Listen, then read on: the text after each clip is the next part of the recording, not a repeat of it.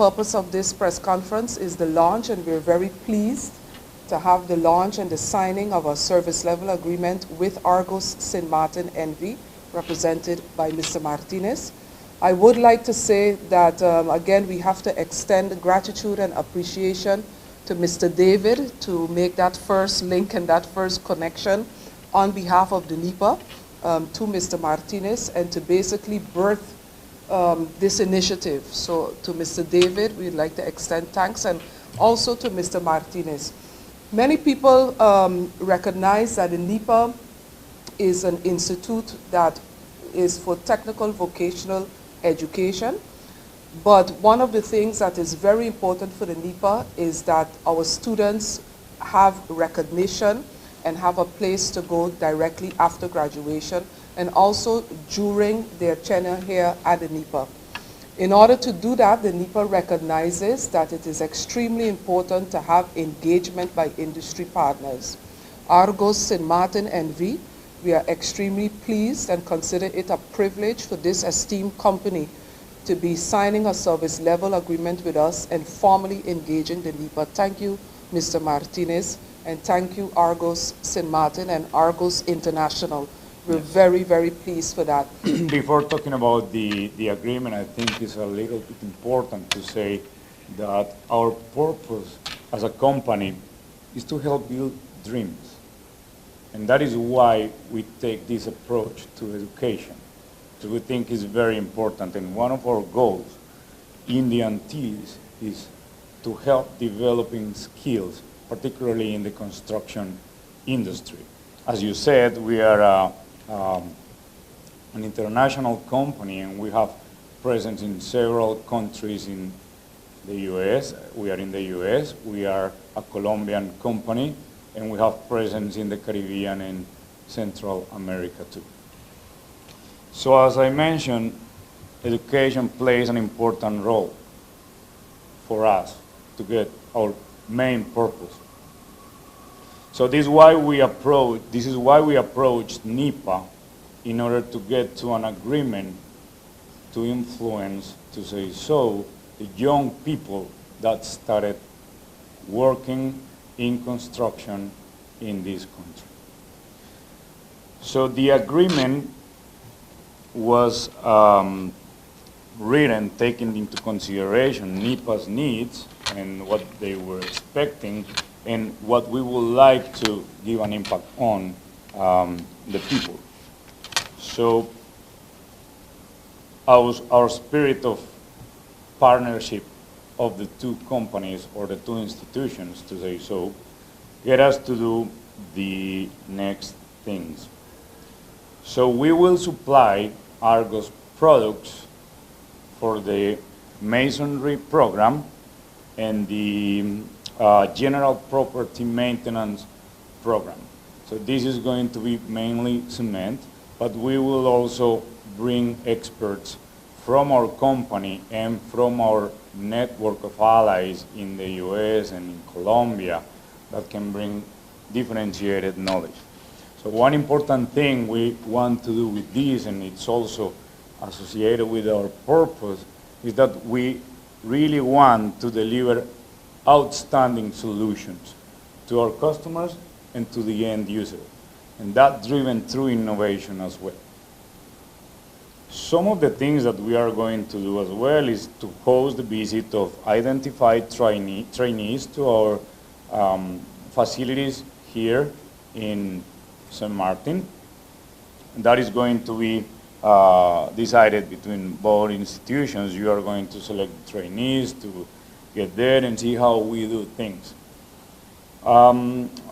We are going to organize, as I mentioned, visits of experts in the construction field.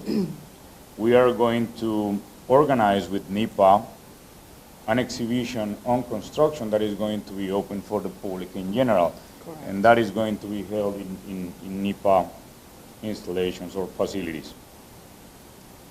We are going to sponsor top 1 trainees for both courses to a visit of one of our installations in the Caribbean. So we'll see who's gonna get the prize. That's going to be a great trip. Exactly, and it's good for them to see where the product or It's cement being made, exactly is being made. How is it produced? Because one important thing, and I insist this a lot to our people in our operations, you need to understand the product.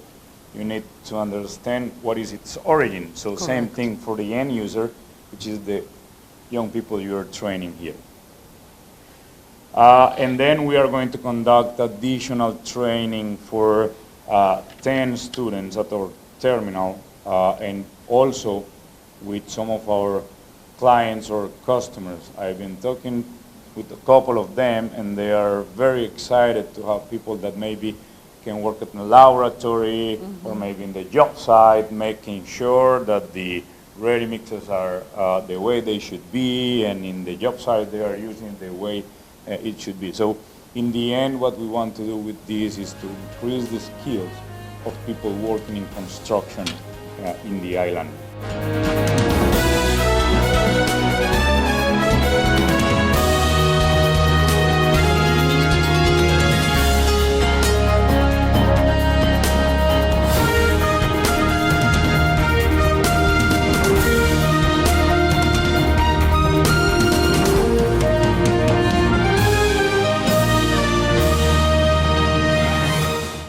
GEBE has been faithfully serving the communities of St. Martin, powering your home and our economy. Come rain or shine, our qualified team of professionals are working hard 24 hours a day to provide you and your family with safe, reliable electricity and water. We use the latest technologies and test our products daily to maintain the highest international standards. Our friendly staff is always there to assist you, whether in person, over the phone, or online. We are committed to constantly improving our products and services, making them more efficient, effective, and environmentally friendly to serve you better today and our next generation of clients tomorrow. GEBE, powering a brighter future. Our friend Megawati is here with tips to save you energy. 1. Turn your airco temperature up. 2. Use a ceiling fan instead. 3. Buy energy-saving products. Save some green with NVGEBE. It's that time of year again. The Phillipsburg Methodist Church proudly presents the Harmonics in Concert under the theme Praising in Harmony, the sequel. It all goes down on Saturday, November 2nd at the Princess Port de Plaisance Pavilion at 7:30 p.m. Tickets are available at Big D's Photo Studio, Van Dorp, Family Bookstore, Adolphus Richardson Office Supplies, and the Phillipsburg Methodist Church office. Come out, enjoy, and be blessed by the Harmonics in Concert on Saturday, November 2nd. Proceeds of this concert will go towards the music ministry of the Phillipsburg Methodist Church. See you there!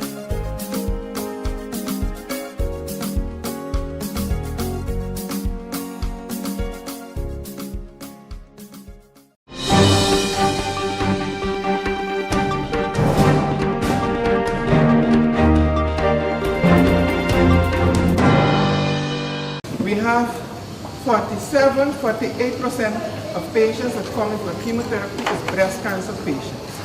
That is how big it is. The other rest is divided by different type of cancer, but the breast cancer is our biggest patients, the biggest group of patients there. How they reach so far? Some of them by self-examination, by screening, by we used to have like the boyfriend is the one to detect that you have breast cancer. You know why? When he play with your breast, if you see something abnormal, he say, okay, this is not what I accustomed to see. So he is one of the screeners them too. And then you say, but I have breast cancer, I feel something, but what should I do now? Then you check yourself. You check if you have fever, if you have infection, you have changes in the nipples, changes on the skin. Changes in the nipples could be different ways. It could be that the nipples is red, it could be that the nipples is pulled in, it could be that the nipples is pulled out, it could be that the nipples then is not like what they normal is, with tears and all these kind of things then. And changes in the skin, you know how your skin is. If a day you see your skin is like orange, the orange skin, or it is hard, or it is red, or it is infected, you know something is not normal. We did see patients that it reached so far that the skin was complete, the breast was completely red. That is really late. That person would wait a long time before the person reached by the doctor. And then, when you see it, should I go to the doctor? Should I wait? Which doctor should I see? Where should I go? Should I get my treatment here? Should I talk to my family? Should I get my treatment abroad? Then you say, okay, I'm going to the doctor. Which doctor are you going to now?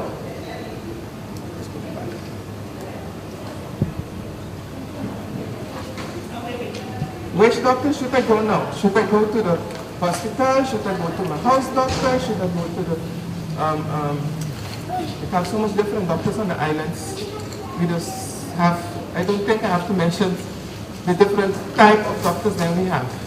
Even the doctors then that tell you they're going to cure with herbs and all of that. But it is for you to make up your mind. It is for you to make up your mind which doctor you go. And being a public of 90% of people, SVB insured, the rule will tell you go to your house doctor first. You starting from there and going to your house doctor. Now, some people do not express the way that the breast is or express on the feeling, so the doctor sometimes will not take steps immediately. So they will linger by the doctor a little bit till the doctor decides, okay, you is a screening person, let me send you for a mammogram, let me send you for an ultrasound, and then the ball starts rolling. But another person that wait too long, reach by the doctor, within 2 days, they by the oncologist, they by the x-ray, they by the surgeon, so it is a lot for them to digest. We are indeed very honored that the St. Martin Medical Center has once again hosted the open house. And today the featured for the open house is on breast cancer awareness. We have several doctors on the other side of the building doing free clinical breast examinations, and our partnership with the St. Martin Medical Center has allowed us that we can offer 100 free mammograms to patients who are uninsured and in need of a mammogram. So we are definitely grateful to the St. Martin Medical Center for the partnership in bringing about breast cancer awareness. Today, the St. Martin Medical Center has gone really beyond all expectations. They have scheduled several lectures during the open house, one of which we just witnessed that had to do with living with breast cancer, an eloquent presentation done by Nurse Sencha, which not only showed how patients live with breast cancer, but what family members as well can do in supporting a patient or a loved one that has been diagnosed with breast cancer.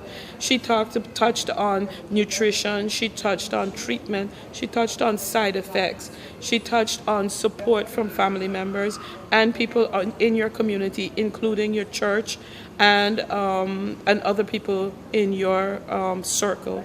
So it's a very interesting presentation. Screening sessions today with the St. Martin Medical Center is pretty much going to one of the main events that we as a foundation look forward to because it is the largest screening session under one roof, and multiple doctors are available along with students from AUC to lend support and to provide service, a free clinical breast examination, part of the early detection for breast cancer awareness. We also had another lecture today that showed how the doctors or the professionals actually do a biopsy. I have never actually seen one done, but today's demonstration that was shown, it was definitely an encouraging message. It basically gives you comfort if you're diagnosed and need to have a biopsy done as a screening method as well for diagnosis, that it gives comfort in how the hospital and the professionals conduct the test, and at each step, how they talk to you and comfort you along the way.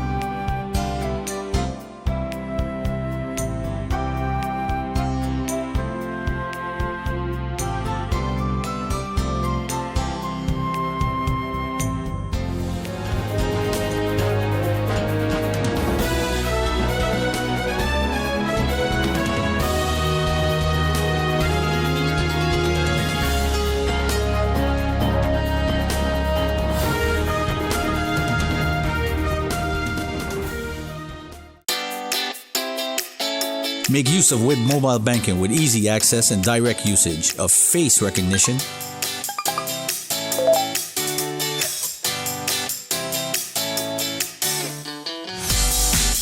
PIN code,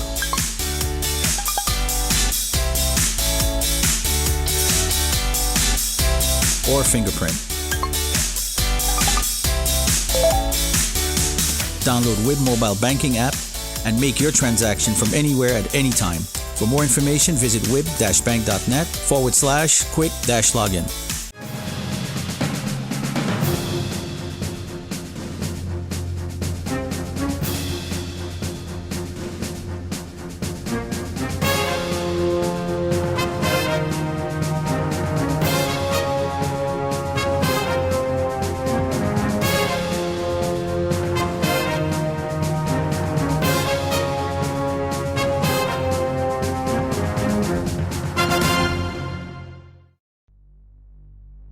Hello, St. Martin. My name is Stephanie Medina, and I play football with the Walichi Women's Soccer team. I have represented St. Martin in many different games. For example, the Dutch Caribbean Women's Soccer Cup. I played against Bonaire, Aruba, and Curacao right here in this stadium. Sports matter to me because it makes me happy, it keeps me fit and healthy, and it is very fun. So I asked the business community to take on this challenge and help us rebuild our facilities. And I also asked the community to nominate the local businesses in your area and take on the challenge and step up for sport.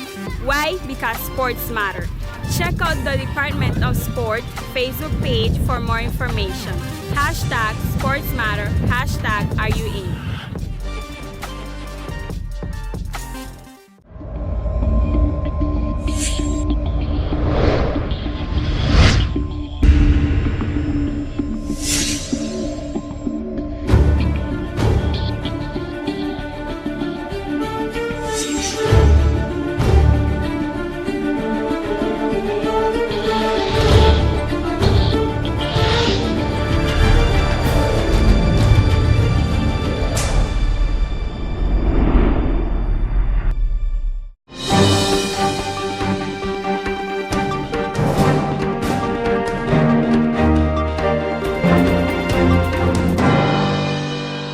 Today I have an exclusive interview with the Member of Parliament Christopher Emmanuel, together with his lawyer Zelina Barry.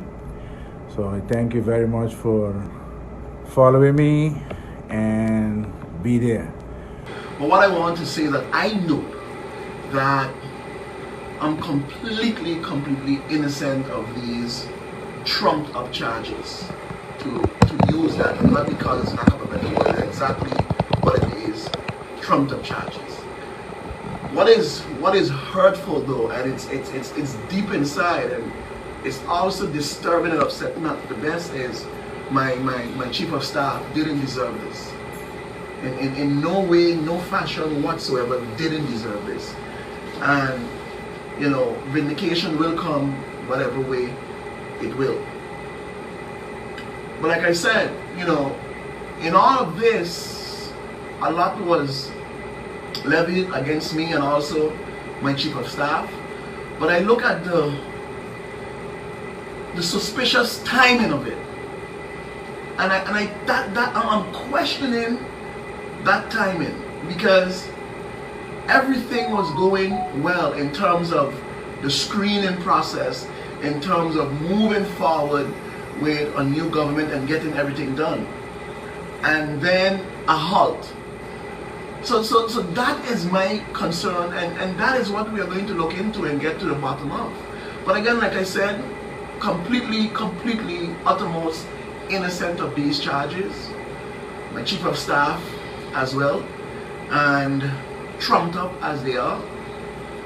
But you know, I take it in strides, and my heart go out to her family and her friends, and I want to thank my lawyer most and foremost. You know, we would joke around, but she did an awesome job.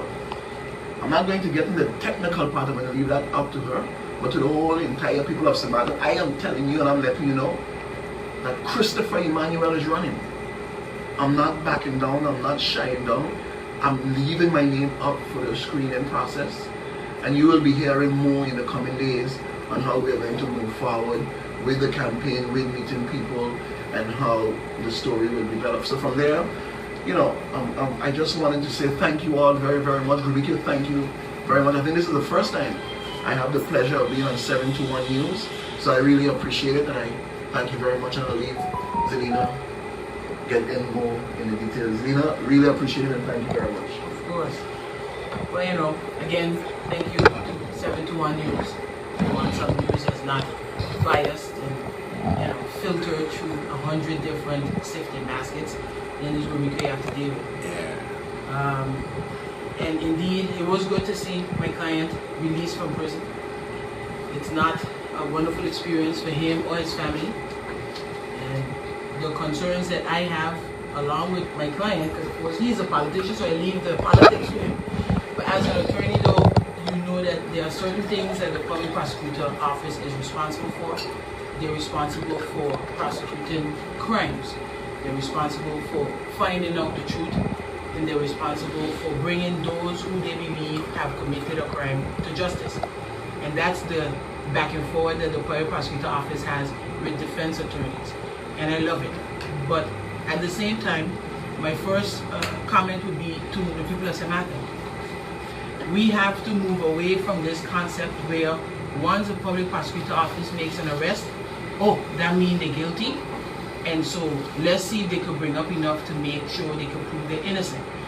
And that's actually contradictory to what our law stipulates. Our law says that you're innocent until the public prosecutor office can bring enough evidence that a judge in a court of instance, first instance, would then conclude indeed a crime was committed. So that is the first reason that this case struck me as odd. Like my client, I found the timing to be remarkable. I don't know who knows what the details are, because of course they start with one little part of a story and then it grows and they get all kind of dimensions that actually don't have any basis. So for example, maybe some of you might be shocked to know this is a supposed crime that was committed by my client and or others the 1st of November 2017. That means that next week is going to make 2 years since this alleged illegal activity would have taken place. Why is that noteworthy? Because on the one hand, the public prosecutor office, by arresting my client, is giving the impression, and he's stating, it's a very serious allegation, it's a very serious case. It's very serious on all these levels, because the people of St. Martin would have been somehow jeopardized, whereas I don't understand in which regard that would have been, because the land was given to people of St. Martin. Perhaps if it was given to people maybe from other places within our world, maybe Europe, Italians, or maybe some Indians somewhere, it would have been okay. But it became an issue, I would imagine, because it's locals that got those properties. And that's a sad state of affairs, but again, that's politics, so for my client to deal with that whenever that time come about. And all the other members of parliament actually, so it's not about one party versus the next. As a group, these type of things will continue to happen until they stop playing these games and work together.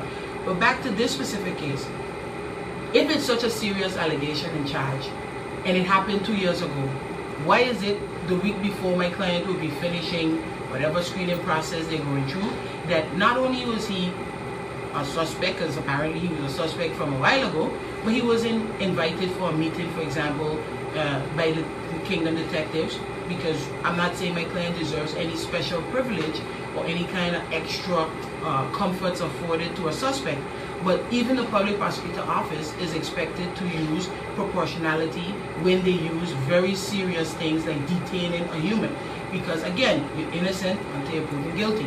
If you didn't invite him for a meeting to ask him these very pressing questions that you had, and you chose to do a house search, and then you chose to arrest him, then it gives the impression that you have something massive. So imagine my surprise when I read the file, that the basis of this case is that the former Minister of Romy, Mr. Miklos Gitterson, shortly after taking over his position, supposedly came across some very disturbing things, some very questionable acts taken. And according to him and the gentleman, Mr. Ray Peterson, that there were procedures violated, there were policies that were ignored, there were things that were done in contravention to the law, and or policies. I keep hearing about policies. And when you ask yourself, well, what are these policies? You can't really get any details on it. In fact, the Public Prosecutor Office made my client a suspect because, and I want you to listen to me carefully on this one, because my client, the day before a motion of non-confidence came against him and the other sitting ministers, the day before would have awarded land. Not the day after, not the day of, not 2 weeks after. Supposedly, it was a big concern the day before. That assumes that my client, while he might be quite intelligent, also has the ability to see the future, and he would know that tomorrow, not only is there a motion coming, but it's going to pass, and how many votes for and how many votes against. When the Public Prosecutor Office gets themselves involved in the politics of a country, then we are on the brink of losing the basic democracy that we hold to be true.